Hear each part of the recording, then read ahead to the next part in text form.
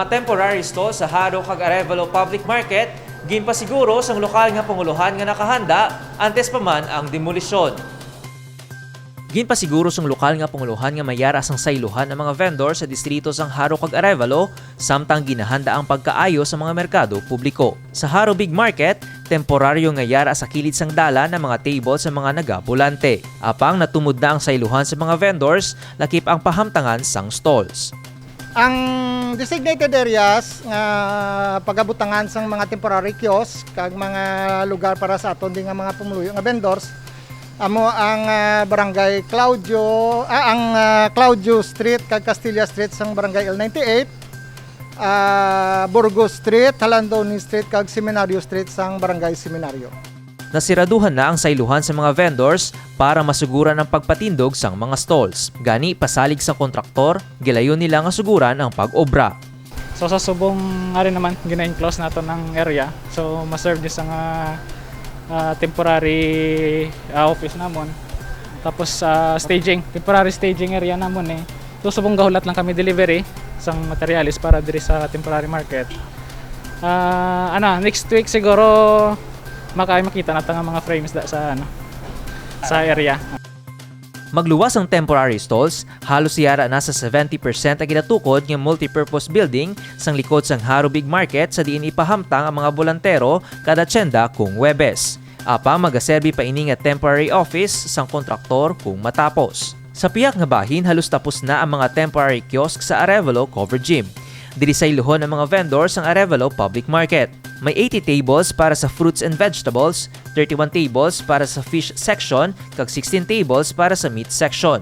Nalipay gid man kami kay sa katapusan na nagid man ang programa ni Mayor nga may bag-o kami nga merkado.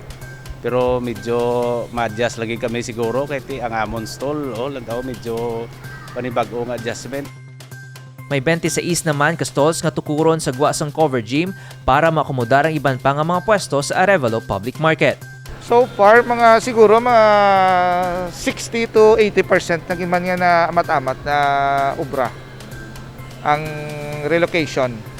Ginpasiguro ni Mayor Jela Treñas nga may maayo nga pwesto ang mga vendors sang merkado antes pa man ang demolisyon nga himuon para hatagan sang ligwa ang tukuron nga bag-o nga organisado nga public market.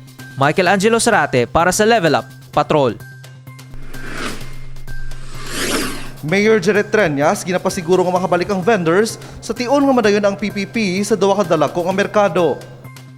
Hindi pa pabayaan sang lokal nga panguluhan ang mga vendors ng duwa ka dalako nga mga merkado sa tion nga madayon ang private-public partnership. Ini ang gipasiguro ni Mayor Jared Treñas kadungan sa pagpadulong sa mga tiglawasang syudad sa Metro Manila para makita ang mga PPP sang SM Prime Holdings. Sa masunod nga semana, ginalauman sang alkalde ang report sang team kung paano ginpalakat ang mga PPP hag paano ini ipatuman sang syudad. Sige ila negotiation and nagkadto sila sa Manila para matanaw. I think within the next few days may report ng team sa akon. Why lang sila ka-report because nagpa-Manila sila sang last week. Dugang pa sang alkalde, ang investment ang magahalin sa pribado nga sektor kag hindi sa lokal nga panguluhan. Magluwas nga patahumon ang lugar, mayara man sang pwesto ang mga vendor. Kita yaway kita gastuhon. It's the private sector that will spend for everything. Ang aton lang yung concern nga mga vendors makabalik man gyapon, makanegosyo sila.